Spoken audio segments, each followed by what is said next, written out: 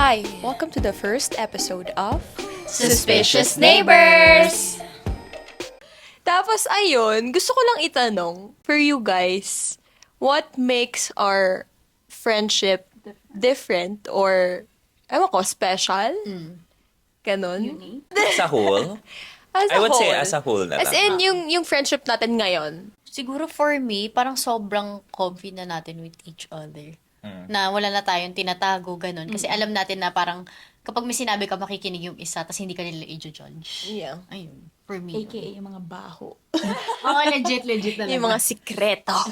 I feel like for me naman, yung low maintenance kind of friendship that we have with Are each we low other. maintenance? Parang palagi tayo Parang lagi nagsasama. nagkikita, sis. Hindi, pero alam mo yun, when we're Kahit away, hindi magkita. kahit hindi kami magkita, as in like, the friendship remains the same. Yeah, Ganong totoo. vibes. Kaya, masaya siya na parang we don't need to exert so much effort para lang magkita. Kasi, it's still the same kapag nagkikita tayo. Ako for me, I would say, feeling ko, kaya nasabi ko na, okay, I found my people. Kasi parang hindi ko na kailangan i-prove yung self ko. Oh, lalim, di mo kinaya. Ang hirap sundan nun Kasi natitira pa ako sa sasagot eh. Ginalingan. Masyadong Hindi, ginalingan. alam mo yun. Kasi Kasi may mga flaws tayo. Lahat naman tayo may flaws, di ba?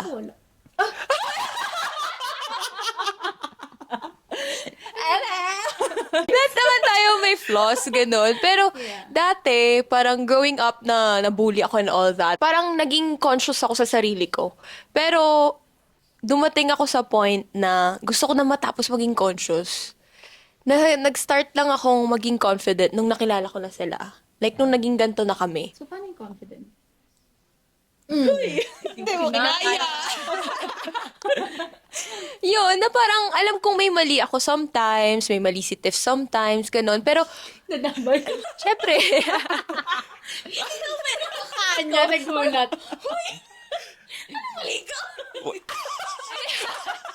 Idedepende pa, sis. Idedepende pa.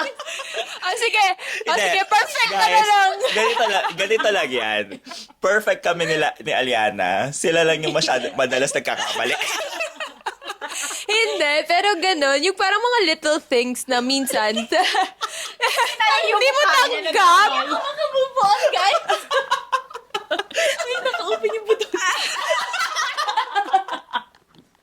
Gapin mo na kasi may mali ka. Sis naman, hindi naman kasi yung mga flaws. Ay, yung mga flaws, yan, yung gusto mo English pa eh. Yung mga flaws, ganun. Parang kasi sa iba, parang i-judge ka agad. Yung term mo kasi, pagkakamali. Ano kasi, pagkukulang. Ano nga ba naging mali ko kasi sa'yo? Kaya sobrang nagulat. Sino ba nagkamali? Bakit parang kasalanan ko? Itigil na natin si Nadia.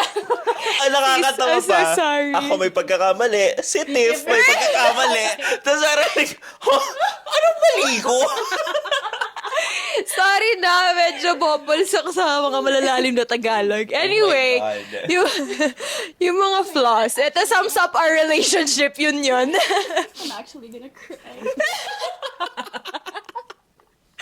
Pero yun yung mga flaws, kasi usually parang yung iba, i-judge ka agad, like ika-cut off ka na agad, ay ganyan si Nadia, ganyan. So parang sabihin sa iba and all that. Pero kami, kasi kapag may makita kaming mali, or may makita kaming hindi tama, ano ba term? May makita kaming flaw. Pagkukulang. Parang hindi man, let's say, ngayon, pero sasabihin namin doon sa isang tao para alam niya. Tapos, ako, mas gusto ko yun kasi alam ko yung mali ko or alam ko yung pagkukulang ko. Sabihin niya naman. Alam ko yung pagkukulang ko. Tapos yun. So, parang for me yun, hindi ko na kailangan palakasin yung image ko sa kanila. Parang tanggap nila ako for who I am. And tanggap ko din sila Di mo sure. for who they are. Charot. Ayun. And I Yeah. feel like we have the genuineness of friendship. Exactly. Very genuine talaga. In connection on what Nadia said, I feel like we click as a group because there's a special trait like parang each of us, like may special trait na parang kapag may pagkukulang ka dun sa part na yun, kayang fill upan yun nung isa mong friend. Kunwari, for example, kapag gusto kong maging light lang yung mood, alam ko si Tiff yung magpapatawa sa akin ng sobra. Parang ganon. Kapag si Aliana, kapag alam kong yung aasahan, ganon, alam ko si Aliana yung pupuntahan ko.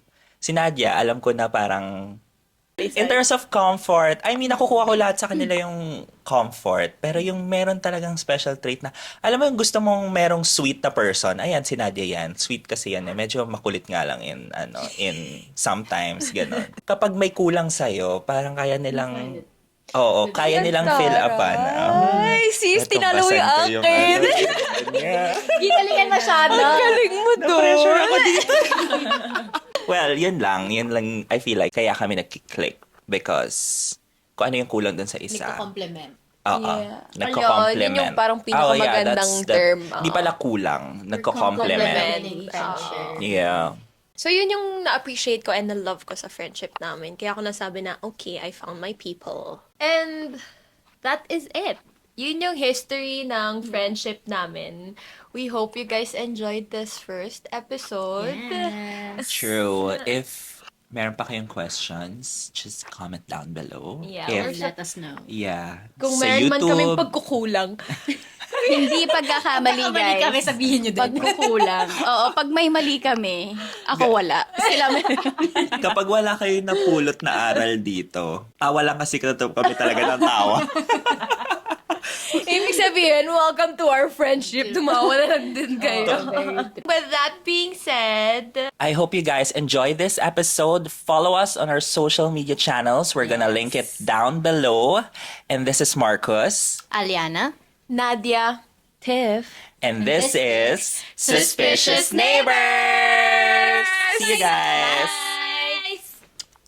To hear more about this episode, click the link and visit our Spotify channel. See you there!